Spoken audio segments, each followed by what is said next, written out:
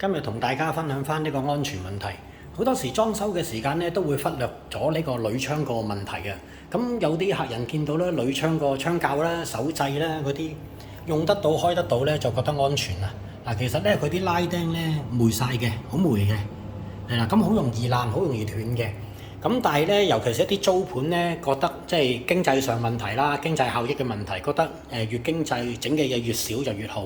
但係其實嗱，今日咧我哋收到個 case 咧就係咁樣嘅，開咗個窗之後咧，發覺咧都冇一支窗鉸啦。其實唔係冇一支窗鉸，窗鉸都依然喺度，不過斷咗啦。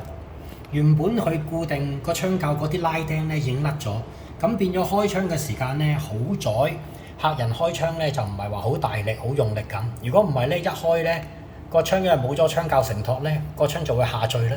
上面啲釘又係咁霉嘅話咧，就好容易跌落街。個危險就喺呢度。咁所以咧就遇到話見到啲拉釘係霉啊，又或者開閂唔順暢咧，就盡快咧揾師傅去跟進啦。咁今日分享到呢度，多謝大家。